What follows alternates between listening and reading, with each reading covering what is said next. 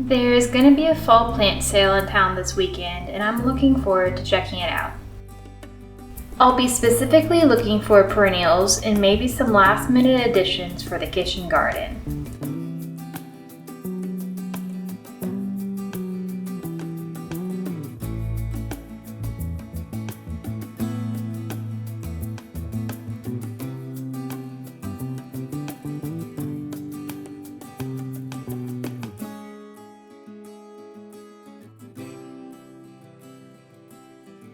We ended up taking home a high bush blueberry, a cherry red autumn sage,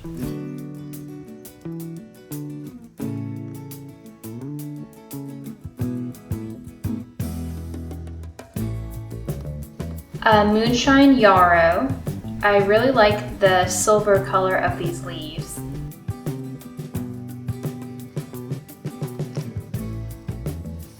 A whitewood aster. This is supposed to do well in a shady area. Some chocolate mint.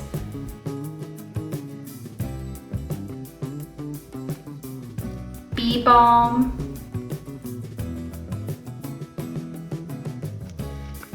Sweet black-eyed Susan. I'm super excited about adding this to the yard.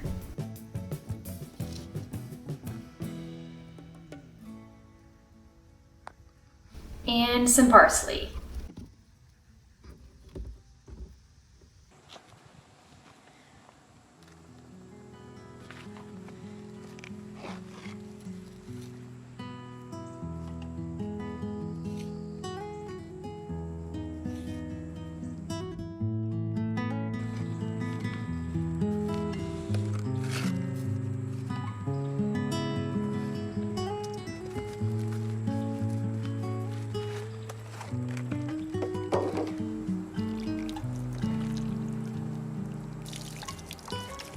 I plan to plant some of the other new perennials here around this old stump. This area is beginning to be overtaken by some invasive Chinese privet, and I want to replace all of that with a nice flower bed.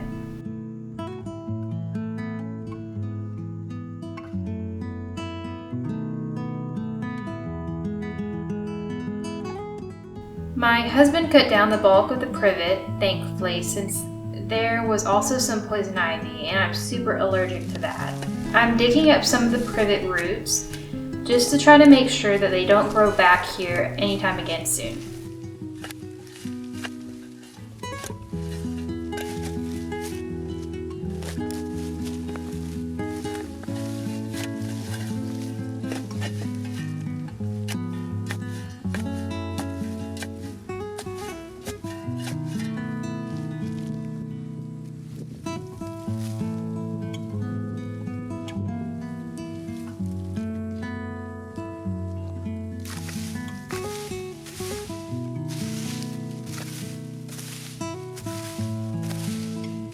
I've been inspired by a PBS documentary that I watched earlier this year called My Garden of 1,000 Bees. It's about a wildlife filmmaker who documents the lives of bees in his backyard. I'll be linking the documentary in the description since it's free to watch on YouTube until October 2028. My favorite part of the documentary is that he made multiple bee hotels in his backyard for solitary bees to build nests in by drilling holes in large blocks of wood. I want to attempt to turn this old stump into a massive bee hotel and have plenty of flowering plants nearby to attract the bees to this area. My goal is to sort of create a fairy garden, but instead of designing something for imaginary fairies, this will be designed for bees and any other insects. For now, I'm focusing on this side of the stump since it gets some sunlight for part of the day.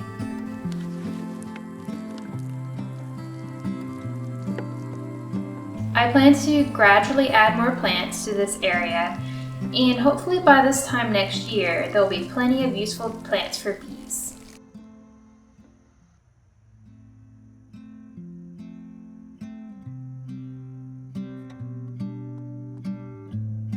I'm drilling some 1/2-inch holes into the stump, and maybe someday a bee will decide to make a nest here.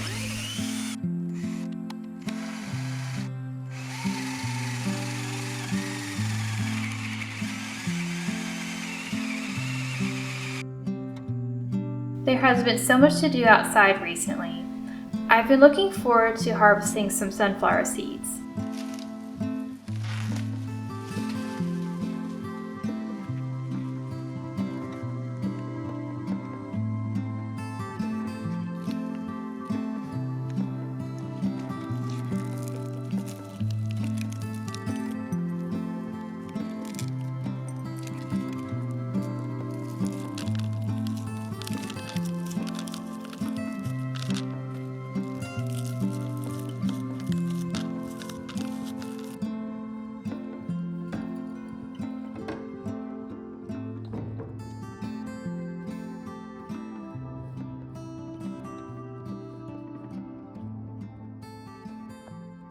I'll be saving some seeds to plant next year.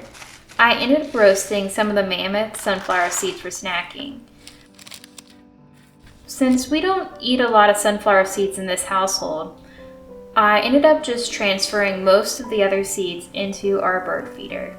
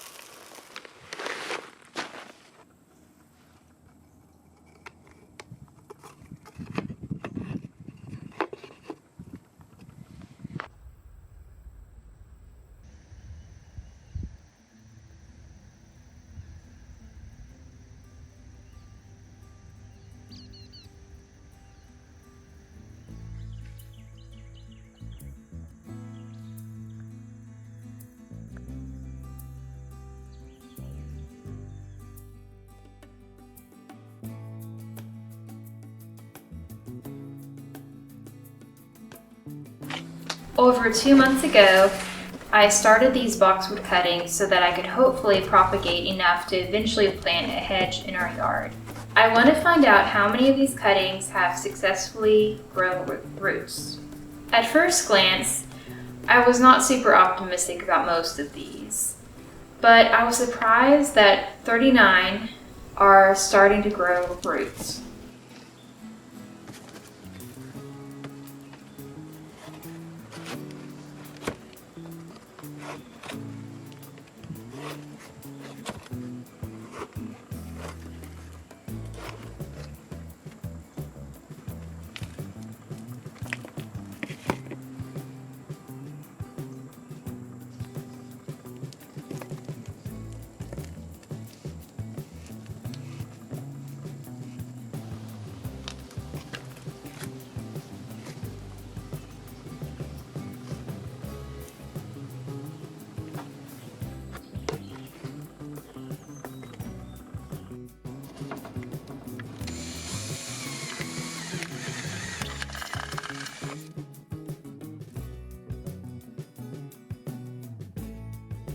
I now have a total of 41 boxwoods, and I'll be keeping them under this little humidity dome for a while longer.